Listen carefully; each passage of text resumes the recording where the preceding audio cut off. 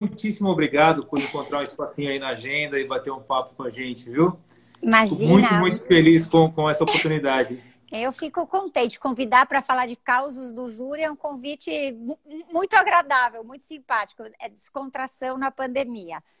Vai Pois me ajudando aí, Paulo? Você me vê e me ouve bem? Que eu estou aqui equilibrada no perfeito. celular? Então tá bom.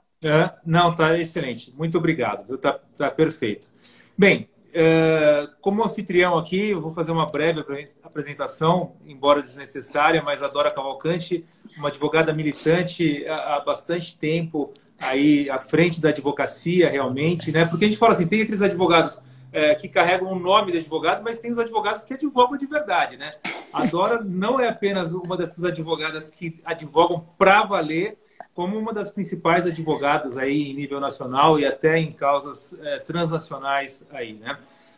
Embora extremamente conhecida por conta das grandes operações, das complexas operações da Polícia Federal, talvez os menos avisados não saibam também que a Dora esteve à frente do IDDD. A Dora também tem uma importantíssima participação no Innocent Project Brasil, né? Enfim, tem uma militância além das grandes causas também no Tribunal do Júri, né? E eu criei esse papo de júri aqui há algumas semanas com a ideia de contar peculiaridades do júri, coisas que acontecem no júri e que eu tenho percebido que nessas conversas que as coisas que acontecem comigo eventualmente também aconteceram com você ou acontecem com os iniciantes e todo mundo acaba aproveitando muitas informações que são aqui trocadas, né? Então, eu fiquei extremamente agradecido pela oportunidade de a gente bater esse papo, por conta de toda a sua história na advocacia criminal, mas também no Tribunal do Júri, e que talvez poucas pessoas até tenham essa informação do seu trabalho no Tribunal do Júri também. Então, Dora, vou te jogar a palavra, quero que você fique totalmente à vontade para contar coisas do que você quiser, mas especialmente do Tribunal do Júri, tá? Paulo, boa tarde. Brigadíssima pelo convite. É uma alegria conversar com você. Eu agradeço a gentileza da sua apresentação e vou te dizer que você me definiu muito bem. Na realidade, eu sou pau para toda obra, né? Sou uma advogada da gema. Tudo que eu não tenho de academia e letrada, eu gosto mesmo de advogar e eu gosto muito desse trabalho de contencioso que nós criminalistas fazemos com tanto gosto, né? E acho que quando a gente pensa assim, e eu sou aquelas advogadas que não só eu gosto do trabalho, se você me deixar no domingão, já estou lendo ali um processinho, sábado já foi suficiente, no domingo eu já voltei, mas eu sou um vexame, eu gosto de livro, de tribunal, eu gosto de filme, sou aquela que chora na cena final, assim, não me põe um advogado na tribuna que eu me emociono, né? E acho que o Tribunal do Júri é sem igual para essa atividade, né? Porque diferentemente do trabalho que a gente faz, e hoje faz muito, né? Nos casos gigantescos, nos casos que exigem um outro tipo de dedicação, de conhecimento, de trabalho em equipe, o Tribunal do Júri é aquele momento que demanda da gente, né, Paulo? É aquele momento que você vai para o tudo ou nada, no gogó, tem que estar atento, tem que estar fazendo uma leitura momentânea, né? Não pode ir com muita arrogância, acho que essa é uma coisa legal da gente falar, né? Eu vejo ali... Já vou começar de um caso da semana passada, Tribunal do Júri no mundo online. Como está sofrido, não sei se você tem tido que fazer, enfim, todo mundo, todos nós temos que fazer audiência virtual, né? É o jeito. Mas um caso dramático de feminicídio, e aí eu tô como assistente de acusação, que é uma coisa muito rara para mim, na minha atuação, poucas vezes eu atuo como assistente, uma morte trágica, 8 tiros, né, a vítima tentando terminar relacionamento abusivo, assim, um caso de livro, caso muito dramático, deixou uma filhinha de 5 anos, mas o que eu ia contar aqui para a gente conversar sobre as nuances do júri, né? Primeiro que no virtual, aquela dificuldade toda, uma testemunha-chave teve que ser ouvida em 3 dias seguidos, porque quando ela estava no meio do depoimento, era a melhor amiga da vítima. funcionário gentilmente falava: Excelência, desculpa, acho que não gravou o sinal da vítima. Não, aquela angústia toda, né? Aquela instrução assim que você tá sem respirar e vamos para o replay, que é uma coisa que a gente não tem no júri, né? No júri não tem replay, é ali, é ao vivo e a cores.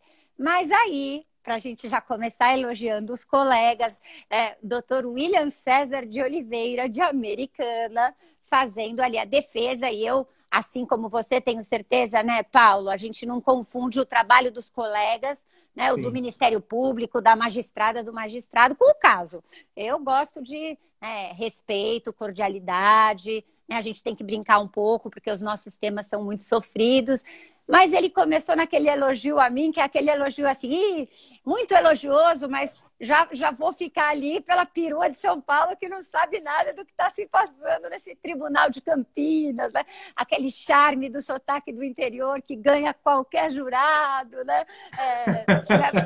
Figuras folclóricas, né, que atuaram muito pelo IDDD. Infelizmente, já faleceu, Luciano Lima, que ganhou tribuno do IDDD à frente do júri. Eu brincava que ele falava na facadinha. Você já estava assim com pena do réu só pelo charme do sotaque dele. Então, acho que é isso aí. Acho que o júri ele tem uma série de elementos que não aparecem tanto na nossa atuação em outras frentes, nem mesmo na sustentação oral, que é uma atividade que você se prepara, que tem um tempo certo, né? Mas ela é já relativamente programada. O júri você pode estudar e é ao vivo e a cores. Pois é. Eu falava semana passada com o Mauro Nassif, que é conhecido de todo mundo, né? E eu recordava com ele de um caso que eu peguei no interior da Bahia, há muitos anos atrás, e é tão diferente a realidade dos jurados, da cidade em si, né? Então, existe uma preparação toda diferente, até no linguajar, de como se portar muitas vezes, e principalmente na compreensão deles do que pode e o que não pode. Por incrível que pareça, é o mesmo Código Penal para o Brasil todo, é a mesma regra nacional, mas são admitidas hipóteses ali que aqui ninguém admitiria de forma alguma, né?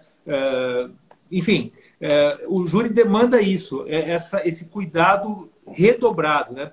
Embora também, por conta da Lava Jato em si, nós tivemos numa oposição de também um outro cuidado, porque era um código de processo penal próprio, era uma regra própria, uma coisa maluca que todo mundo passou por isso também.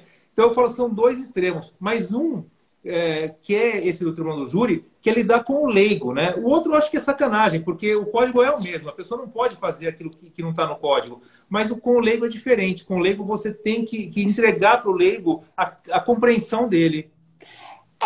Paulo, muito, muito bem posto por você. Eu acho que esses desafios da nossa profissão, eles são vastos, né? E o bom aqui, eu que já estou nos 50 anos, continuo aprendendo todo dia coisas novas, né? As causas criminais, elas trazem particularidades. O assunto nunca é o mesmo. E quando você fala de júri, é uma vida humana, você vai ter que entender, como você falou, o retrato daquele caso, o que estava envolvido, os valores, as emoções, né? A fundamentação do juiz, que não é togado do juiz leigo, é muito mais no emocional do que no racional. Essa é, ao mesmo tempo, a beleza de não se exigir a fundamentação e o perigo, a delicadeza desse tipo de julgamento. Mas, essencialmente, eu acho perfeito o seu comparativo, porque pode ser na Lava Jato, pode ser numa grande operação da Polícia Federal, a nossa atuação, né, de prerrogativas, de postura técnica. Quantas vezes no júri você não vivencia aquela discussão que quase descamba, né, para a falta de respeito, para o bate-boca, para o entrevero, que puxa para a gente pensar que a nossa postura profissional, né, o leque de prerrogativas dos advogados, no meu caso das advogadas, ele é a nossa principal ferramenta de trabalho. Acho que já falei estou mandando aqui um abraço para o Dr. William de Americana, mas essa audiência tormentosa ocorreu sob a presidência do Dr. José Henrique Torres, do Tribunal do Júri de Campinas, que é uma referência. Imagine se todas as audiências transcorressem, Paulo, naquele clima de compreensão, né, da seriedade do que está em curso, o respeito com que ele agradece às testemunhas por estarem contribuindo com a justiça, o respeito que ele dá o réu, para o acusado, para Sim. dar a sua versão, assim, né? O impassível que vem dessa profunda compreensão do que está em curso ali. Sabe que eu moro em Vinhedo, né? E sou uma pessoa de sorte, me considero uma pessoa de muita sorte. E na comarca de Vinhedo, nós temos um juiz que eu falo que é o Torres numa versão mais jovem, porque ele é o juiz da primeira vara de Vinhedo, é extremamente, mas extremamente cordial com todos. E já fiz vários tribunais de júri sob a presidência dele, em que a coisa está quase descambando, e ele, eu falo que ele, se ele não fosse juiz, ele seria o pároco, né? Ele seria o padre da cidade. Porque ele é aquele cara que põe o pano quente, que acalma os ânimos de todo mundo, que dá a dose certa para a coisa acontecer. Mas isso dá o tom do julgamento, né? Isso dá o tom dos Sim, trabalhos, é fundamental. Vou aguardar um convite seu aí para uma parceria em Vinhedo para eu ter oportunidade de conhecer. Porque é isso. Quando você me pediu causos, né? Eu ainda fiquei pensando, bom, vamos lá, que já entreguei a idade mesmo, né? Eu ingressei no escritório do Márcio Tomás Bastos e da minha chefe Sônia Hall das férias de 92 para 93, né? eu te conheci no escritório do Márcio. Eu te conheci no escritório do Márcio. Pois é, fiquei lá muitos anos no nosso lindo endereço Liberdade 65, né? Que Sim, transpirava liberdade, era um prédio de muitos advogados, aquela troca, você sim, não sabia sim. o que fazer. Subia, ia no Leone das Shows, descia, pedia ajuda para o Toron, pelo amor de Deus, eu tenho que fazer essa petição, não sei por onde começar, enfim, tinha esse. A gente respirava direito penal Sim. ali, Hélios Moiano, Adriano Vani, Joyce O- Rosen, quando eu entrei. Eu conheci na época lá o Célio Lima. Sim, sim, doutor Célio. Ia muito lá nele. O Carlos trabalhou com ele, o Carlos Mendes trabalhou com ele lá um tempo. Eu frequentava muito o prédio ali.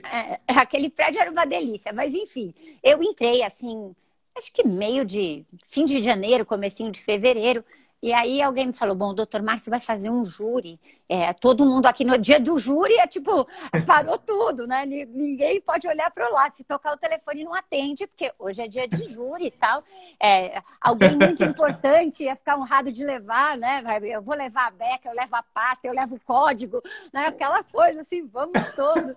Mas eu não imaginava, essa que é a verdade. Eu não posso esquecer, porque foi um 18 de fevereiro, aniversário da minha mãe, nossa colega, procuradora da Fazenda, na época, hoje já aposentada, muito brava, e tinha aniversário da Ligasa, sei lá, uma coisa de família. Eu falei, acho que eu vou chegar um pouco tarde, né? Mas, mãe, tá tranquila. 4 horas da manhã, né? Doutor Márcio ganha o júri, eram sócios, dois feirantes que dividiam uma barraca, Paulo. E a história melhor possível, né? Você já deve ter visto isso várias vezes. Então, um contratou um susto, né? Tava brigado com o sócio, tava desgostoso.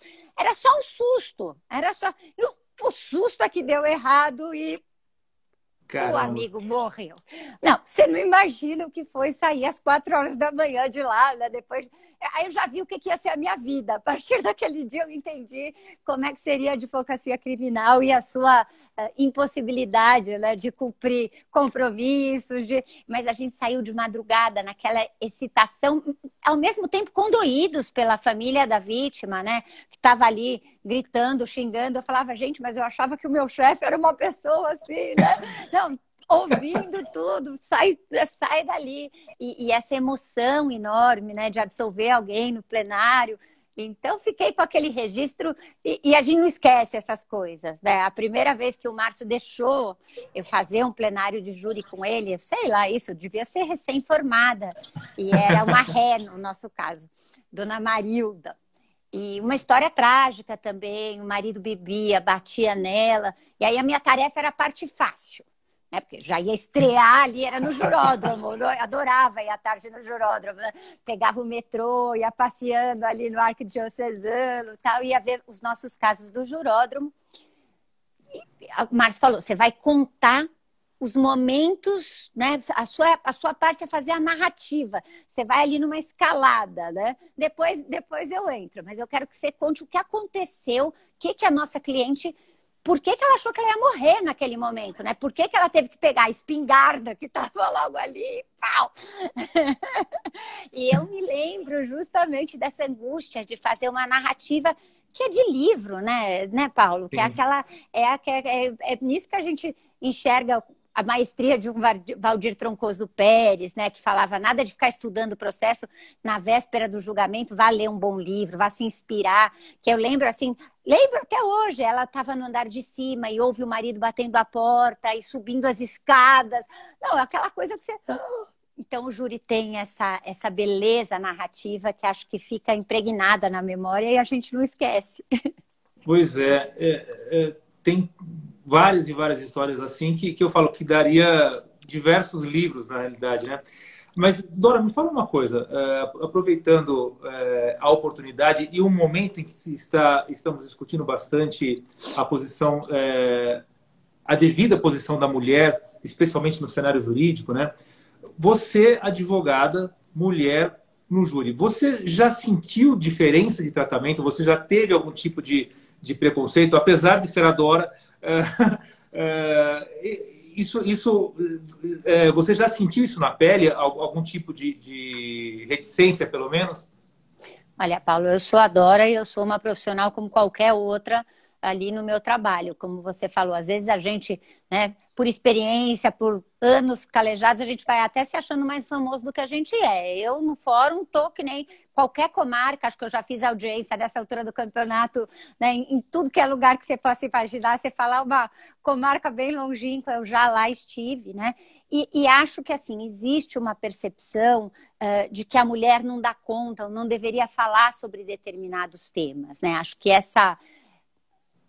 Eu não sei se é um preconceito, mas um estranhamento, né? E uma dificuldade, às vezes, eu acho que às vezes eu vejo a pessoa lendo e pensando assim, nossa, mas essa pessoa vai confiar o destino dela, que nada é o que acontece no tribunal do júri, a essa advogada. Com a idade isso vai melhorando, né? Porque, obviamente, você passa a ter uma voz que traduz e que carrega mais experiência, né? Mas acho que essa... E é muito legal a gente falar das grandes promotoras e das grandes defensoras públicas do júri, né? Pega Sim, uma Juliana sim. Belocchi pela frente e vê se você vai Pois falar, é. ah, mas era mulher, né? Ou no Pois júri é. de Pinheiros, onde eu vivi casos fascinantes, tinha a doutora Mildred. Vai lá fazer um Me júri com lembro. ela. Sim. Então, grandes tribunas, né? Mas que eu acho que em alguns momentos a pessoa pensa assim, ah, não sei se vai dar conta, será que acertou? Sabe assim? E tipo, se der errado, deve ter sido culpa de ter escolhido a advogada mulher, Paulo. E aí eu tenho uma história boa, porque eu já sei, o Passarinho me contou que seu convidado da semana passada vai ser um dos meus ex-estagiários prodígio, né? Que eu gosto de dizer Da, que da, eu tenho da próxima semana. um orgulho imenso, né? De quem trabalhou um dia, foi do escritório, né? Augusto Arruda Botelho, meu sócio, muitos e muitos anos, meu grande parceiro da advocacia criminal e agora também um influencer do direito, né? Vou te contar essa história aqui pra gente que acho que dá Aliás, o você tom está da fazendo mulher. escola, né? Você está fazendo escola, porque o Bruninho está aí também, né? Opa! Opa! Paula Sion, minha sócia, foi minha primeira estagiária quando eu me formei. Fábio Tofic, André Ked. Pois é. Estou abrindo a boca aqui para falar Eu do vou mandar um pessoal. currículo meu para ir, viu? Paulo, uma vez, essa era a júri do IDDD, se não me engano, em Itapevi. E, enfim, era uma situação delicada, um júri complicado, muita família, né? Aquela angústia da pessoa com o julgamento e tal. Bom, placar apertadíssimo, ganhamos, mas foi um 4-3. E aí, quando vem aquela coisa, não é que se despenca, né? Tipo, parece que se esvai, vem a exaustão toda de uma vez, né? Termina o júri, independentemente do resultado, você vê o quanto de energia aquilo consumiu da sua pessoa, né? Tem gente que consegue comer, tem gente que consegue dormir, mas a grande verdade é que aquilo parece que você ficou vazio, né? E terminando, cafezinho da sala ali, né? Já tinha colhido os votos, naquela época ainda era o sistema antigo e tal. Os jurados, aí chega um jurado muito educado e fala assim, doutora, parabéns, hein? A senhora foi muito bem, caso difícil. Também com o chefe que a senhora tem, né? Augusto sentado na primeira fila, meu estagiário, dando palpite pra caramba. E o cara vira pra mim e fala assim, um chefe como esse ajudou a senhora o julgamento inteiro, a senhora olhava para ele e ele via. Falei, tá vendo como é ser mulher? Tá vendo? Falei, pode rir, Paulo, pode rir, porque é pra rir. Falei, Augusto, você me paga. Sei lá em que ano da faculdade que ele estava. O jurado traduziu tudo. Eu fiz o júri, absorvi o cliente, estudei, blá, blá, blá, mas ganhei um elogio pelo chefe bacana que eu tinha. Diz bastante, diz bastante. Pode perguntar para ele que ele vai lembrar. Poxa vida, aí é muita sacanagem, muita sacanagem. Ah, é. Mas eu vou aproveitar essa história do 4-3 que você falou e vou te fazer uma pergunta já expondo a minha sensação, a minha impressão. Eu prefiro... Agora não tem como, né? Porque o sistema de 2008 para cá não se abre todos os votos. Mas eu sempre preferi tomar um 7-0, 6-1 do que um 4-3, invertido. Porque o 4-3, para mim, quando a gente perde, quando a gente ganha, não interessa. Ganhou, sai pulando, sai aquela coisa, não tem jeito. Mas quando você perde, eu me consumo por uns 3 ou 4 dias tentando encontrar o que faltou para aquele um voto vir para... Você já passou por essa experiência? Você tem essa sensação também, Dora? Paulo, eu não vou contar aqui caso que eu perdi, porque, né, advogado criminalista, você sabe que a gente é um pouquinho metido, pouquinho. Mas achei que essa é uma boa diferença, que eu vou, não sei se outras mulheres pensam de outra maneira, mas acho que retrata bem a culpa que as mulheres carregam nessa vida e que os homens. Primeira coisa, eu prefiro perder de pouco, porque eu já estou imaginando que eu vou ter que remediar isso lá na frente. Afinal de contas, minha tese não era tão ruim, né? Vamos para apelação, vamos ver o que vai acontecer. Da próxima vez vai dar certo, eu fiquei no quase. Então, 7-0, nossa, aterrorizante. Aí eu nem levanto. É terrível. O 7-0 eu exagerei. O 7-0 eu exagerei. Mas não, o 4-3... Eu prefiro, porque aí pelo menos eu falo, não, foi tudo bem, foi equilibrado, né? Preciso estudar aqui o que não encaixou para mudar da próxima. Agora, 2 ou 3 dias que você fica acabado, eu fico 2, 3 meses. É aquela coisa assim, mulher, a gente não, eu brinco, é ficar no Tribunal de Justiça na fila de sustentação e ver, sai o colega que perdeu, já sai xingando qualquer um, menos ele, né? Pega a colega que acabou de tomar um ferro ali na sustentação, já sai, nossa, eu tinha que ter estudado mais, mas eu esqueci de falar, eu me vejo assim, né? Se cobrando. Então, essa sua 2 ou 3 dias de sofrimento, achei pouco. Pode pouco. botar mesmo. Pouco. Não, olha, eu preciso até procurar um psiquiatra, um psicanalista, sei lá, para trabalhar isso aí, porque o 4-3 judia demais de mim. O 4-3 é uma coisa assim, ele me provoca um sentimento que eu não consigo lidar ainda com ele. Depois de 30 anos quase advogando, né? Eu sou da turma de 92, né? Então, poxa, já era para ter me adaptado a esses revés que acontecem, não tem como não acontecer, né? Mas, Paulo, se a gente perde essa capacidade de sofrer e de indignação, aí a gente não pode mais advogar, você concorda? Acho que, assim, muito, o papel da advogada, do advogado é comprar o drama do cliente, né, do seu representado e sentir na pele. Eu me vejo assim. Então, acho que esse desafio...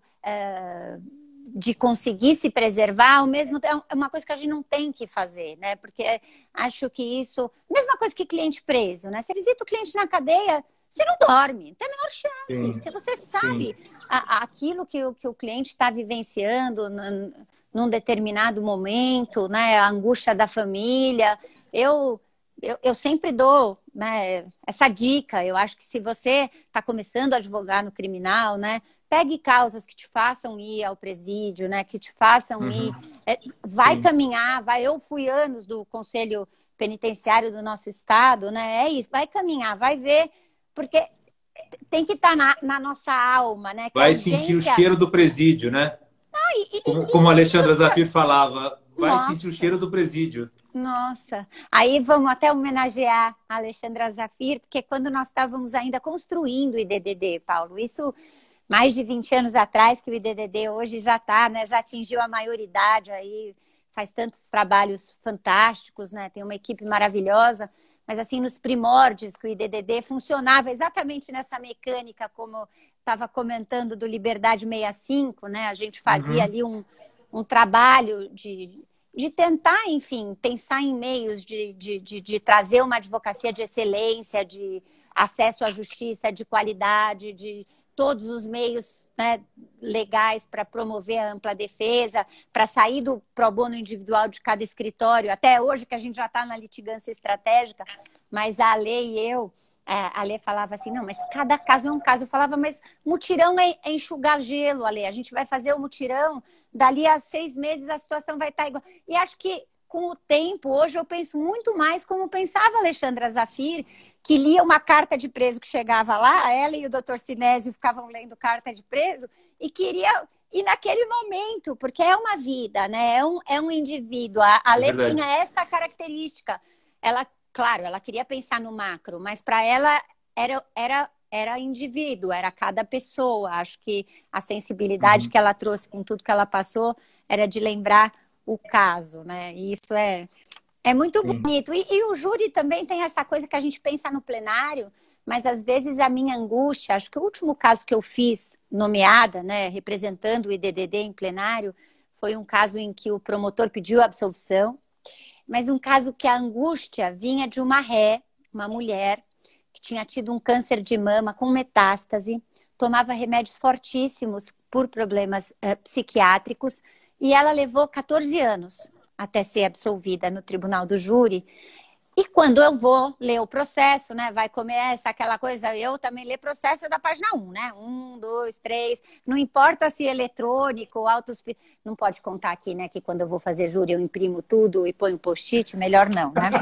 Mas, enfim, quando a gente vai estudar um caso assim, a verdade é que a sensação, e ainda bem foi uma sensação que o próprio promotor enxergou no momento crucial, é que era um caso que nunca tinha que ter tido pronúncia. Aquele caso ficou 14 anos, né? Consumindo recursos dos cofres públicos, consumindo o trabalho das mais diversas pessoas.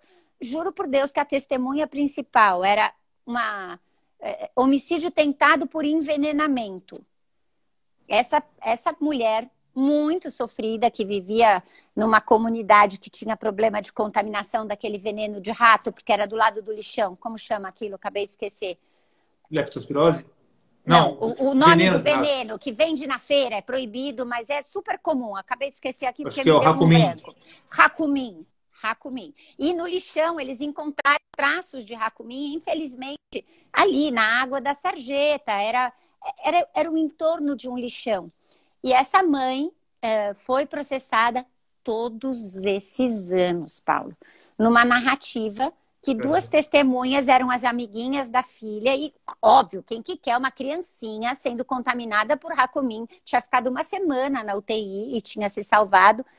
E o delegado, né, que relatou esse inquérito, que deu origem a uma denúncia sem pé nem cabeça, ouviu duas crianças.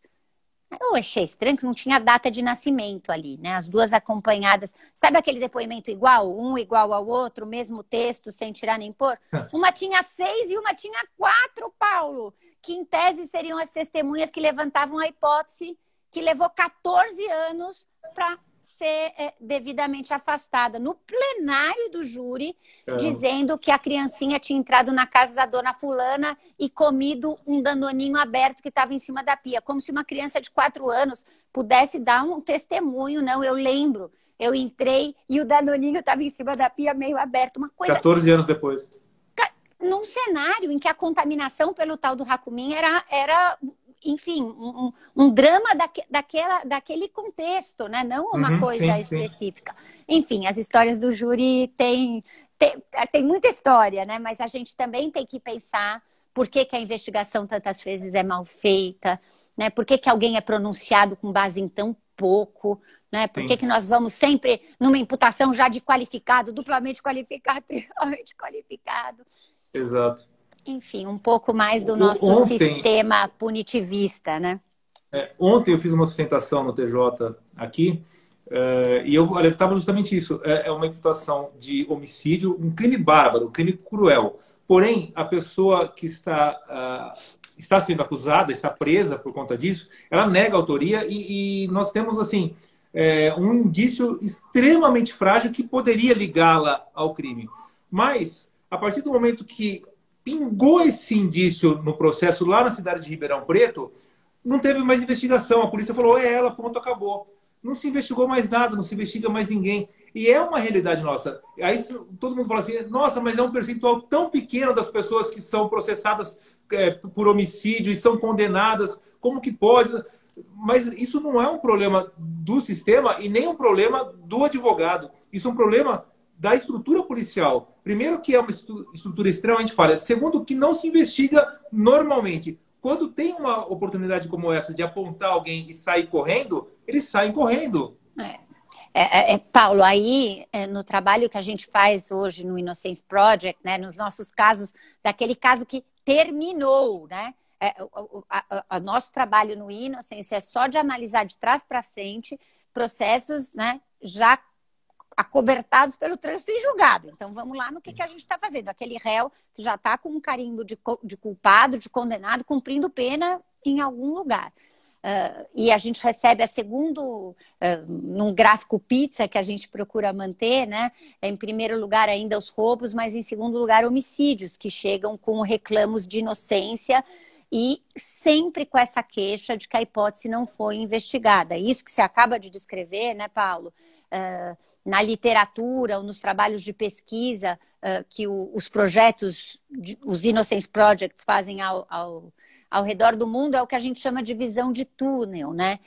Em especial, quanto maior é a pressão popular por uma resposta, né, maior é a chance daquele primeiro investigado que pode estar fazendo uma passagem lateral pela investigação, ou pelo vínculo de parentesco, ou porque algum sentido faria, e aí a visão de túnel eu só jogo para o inquérito, eu só trago para o inquérito, eu só vou coletar evidências que confirmem a minha tese e tudo que gera dúvida, né, o que pode levar a novas linhas de investigação, eu vou empurrando e deixando de escanteio. Esse é um fenômeno que quantas vezes, ao estudar um inquérito que deságua no tribunal do júri, você não encontra? É muito comum. E o outro lado é a falta de trabalho de perícia científica, né? Eu acho que aí a gente vai ter muito ainda para evoluir. Eu acho que os peritos têm toda a vontade do mundo de fazer um bom trabalho, de querer fazer um bom trabalho. A gente tem, né, institutos de criminalística preparados para isso, mas infelizmente a gente, na nossa cultura, a prova oral está lá e resolve, né? Às vezes a gente não olha. Eu vou, um caso bacana, e acho que a gente já está caminhando para o final aqui, Paulo, mas julgamento do Coronel Biratã. Depois o doutor Eugênio Malavasi, grande tribuno do júri, assumiu essa defesa numa etapa posterior. Ele participou desse papo comigo semana retrasada, o Malavasi. Nós estamos juntos num caso que daqui a pouquinho vai ser pautado no TJ. Eu já até me arrepia a espinha. Bom, Malavasi, sujeito espetacular na tribuna. E esse caso da Carla Sepolina, para quem não lembra, era namorada do Coronel Biratã e respondeu pela morte dele, né? E eu atuei na fase ainda pré-pronúncia, ela foi impronunciada. Eu agora não vou saber há quanto tempo faz, mas eu lembro, talvez na minha memória seja o primeiro trabalho que nós fizemos no escritório, procurando trazer para esta fase, né, dados que naquela época não faziam parte do cotidiano dos processos e que, infelizmente, é o que a gente vê não só nos júris do IDDD, mas também nessa releitura de casos que já terminaram do Innocence, é que a investigação é quase que inexistente. Então, nós ficamos, eu, Camila Guzmão, a Sônia, a Ana Lúcia, uma equipe de mulheres defendendo a Carla Sepolina naquele momento, um fim de semana olhando as herbes. Então, foi a primeira vez que a gente fez era um mapa, imagina, hoje em dia ninguém faria isso, no papel dobrado em várias vezes. Chegamos para despachar com o juiz presidente para explicar que aquelas antenas contavam exatamente, confirmavam tudo que a Carla dizia que ela tinha feito naquela noite. Dava para ver, parei na locadora, né? Passei na antena do Carrefour. Então, um mapa. Como é que você pode ter... Eu vou recomendar aqui uma série que eu adorei.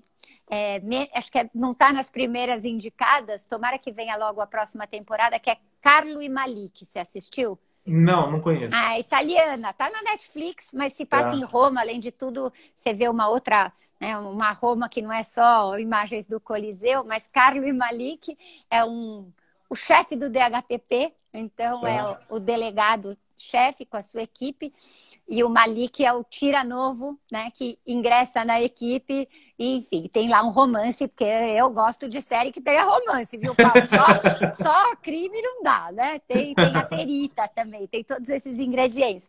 Mas é como a gente queria que fosse, né? O delegado, no primeiro momento, já vai olhar para tudo. DNA, telefone, né, câmera de segurança, cena do crime inteiramente mapeada, aquele exame necroscópico que leva dias para ser feito e tem hipóteses. Então, a gente nisso precisa evoluir, né? Porque Sim. na verdade, os crimes dolosos contra a vida não tem essa outra dinâmica por nada, né? Porque a gente está falando realmente daquilo que cala fundo no ser humano e a gente precisa atuar com muita responsabilidade e vamos dizer, e dedicação, né, nesse tema. Sim. Não dá para eu e você que temos 30 anos, aí eu me formei em 94 e às vezes parece que você está num processo de quando a gente era recém-formado, né? Uma investigação sem nada, Sim. né? Sim. Ouvi Sim. o vizinho, ouvi o pai, ouvi a mãe, acabou. Não dá, né? A gente viveu uma época em que o IC era infinitamente mais precário do que é hoje, né? Sim. Mas é exatamente o que você falou, apesar dele ter se estruturado e o Estado, de uma forma, ter se estruturado, parece que a mentalidade policial não se estruturou. Eles requisitam alguns exames que faz parte ali do dia a dia, que é o que já está pronto ali no computador e pede. Mas quando chega o exame, o trabalho deles normalmente é juntar nos autos de inquérito e mandar para frente. Não existe uma leitura para abrir novas perspectivas. Denúncia recebida, já foi. Denúncia recebida, acabou.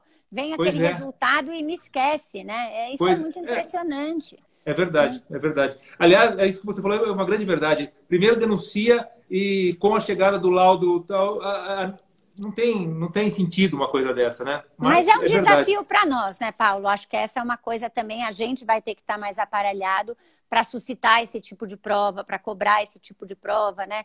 Nada, temos que continuar estudando o que significa a investigação defensiva para propiciar esse avanço, né? Para essa dinâmica mudar.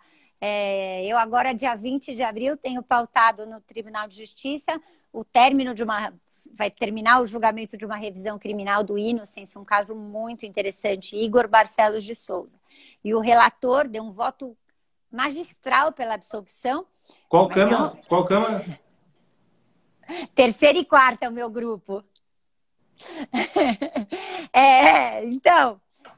desembargador Rui Cavalheiro fez um exame dos autos primoroso. Tá. Mas o desembargador Edson Brandão suscitou, pediu uma conversão em diligências. Olha que interessante. Tá. O caso tinha uma amostra de sangue coletada na frente do carro, né, onde estaria, eram 2 crimes, um roubo consumado e um latrocínio tentado com vítima policial militar.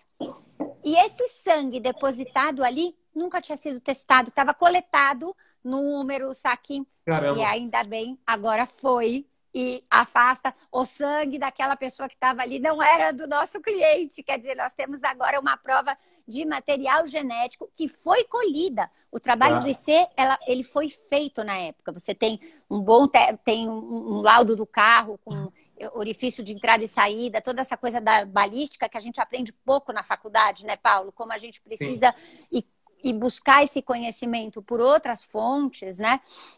Mas agora eu espero que o tribunal se sinta mais confortável, porque você tem um exame de DNA dizendo que aquele sangue não pertence ao Igor, aos resquícios de sangue que estava nas vestes dele, enfim. É muito interessante. Mas o caso já tinha transitado em julgado e ninguém nunca tinha lembrado de fazer aquele exame.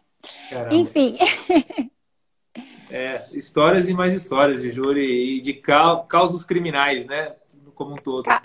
Causos criminais. O bom é que a gente precisa desses casos instigantes para lembrar por que a gente é advogado, né? Por que a gente Sim. ingressou na área criminal, como ao mesmo tempo aflige e tira o sono, mas dá a melhor sensação do mundo quando você consegue reunir uma pessoa com a sua família, quando a pessoa, né, deixa de estar nessa posição horrorosa de réu em processo criminal. Então, é muito gratificante o nosso exercício profissional. Não é tranquilo, isso não dá para dizer, mas é emocionante.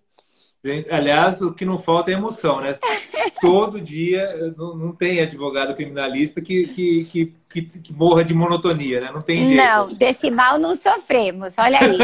Agora você pode relaxar vendo esses episódios aí do Carlo e Mali, que é daquelas séries curtinhas, mas é muito boa, é muito divertida para a gente se imaginar numa outra era da investigação criminal. Não tem a parte, não tem a parte do tribunal. É só investigação, polícia científica, mas, mas dá para ver que é a nossa escola, né? Já do direito italiano, em que de fato bebemos. Dá para ver que é muito parecido. Eu vou assistir, sim. Olha, eu não tenho nem como agradecer a Dora pelo bate-papo extremamente agradável, extremamente prazeroso, e tenho certeza absoluta que muito do que foi falado aqui vai servir aí para muita gente que acompanhou ao vivo, que vai acompanhar, porque eu deixo isso aqui salvo no IGTV, né? Então, todo mundo terá acesso aí e aproveitar um pouco dessas experiências aí que só engrandece a atividade de todos aqueles que, como nós, não paramos de estudar, né? Ó, tem uma pessoa perguntando para você falar de novo o nome da série. É o nome dos dois policiais. Carlo, porque é o nome de homem, Carlo, e Malik, M-A-L-I-K. Tá na Netflix. É muito bacaninha, eu adorei. Paulo, obrigada de novo pelo convite. Mulheres na advocacia criminal, venham, a gente aguenta, a gente sobrevive. Vamos caminhando, né? Para as mais jovens, o caminho está aberto, venham, trabalhem, né? Eu sou testemunha de fantásticas advogadas em atividade na advocacia criminal. Tenho grandes amigas, nossa, ficaria aqui um dia citando aqui. E eu acho que vocês mostram aí muita coisa, porque além de toda a capacidade científica, capacidade intelectual, eu acho que tem a sensibilidade, tem uma forma diferente, mais apurada de lidar com algumas coisas que às vezes para a gente acaba sendo um pouquinho mais difícil. Eu trabalhei com uma mulher no início da minha atividade e que eu falava para ela, assim, nossas reuniões, eu sempre falava para ela, viu, você não deve fazer dessa forma. Eu falando para ela, na minha inocência total de quem está iniciando, né? Você abraça demais as causas, você sofre demais com aquilo. Como que pode? Tem que saber lidar, separar o lado profissional. E ela falou, Paulo, é assim que funciona. E hoje eu me vejo sendo exatamente o que a Vera sempre foi e tal. Mas essa complementaridade é que é muito bacana, né, Paulo? Acho que quando você combina, né, aquilo que é a sua parte fraca com o seu talento e forma uma equipe, como é importante também para a gente trabalhar em duplas, em trios, né? Como eu sou grata a todos os parceiros e parceiras que eu tive de profissão, né? Se tirar o Bruno e a Paula, eu não consigo trabalhar e ao longo do tempo é isso daí, né? A gente tem as histórias e a nossa profissão você tem que, enfim, contar com a opinião do outro, ouvir na angústia, né? Saber sugestões e é isso. Não dá para fazer, não é um trabalho que você possa fazer tão bem sozinho quanto num time complementar. Obrigadíssima pelo convite de novo, Paulo. Imagina, eu agradeço todo mundo que participou, as pessoas que assistem isso ao longo do tempo aí. E como ela já antecipou, na semana que vem, se tudo der certo, se não falhar nada, Augusto de Arruda Botelho vai participar do nosso Papo de Júri aqui na quarta-feira que vem, ao meio-dia. Muito obrigado a todo mundo e obrigado especial a você, Dora. Muito obrigado mesmo, viu? Beijão, tchau, querida. Beijo, tchau. Tchau, tchau.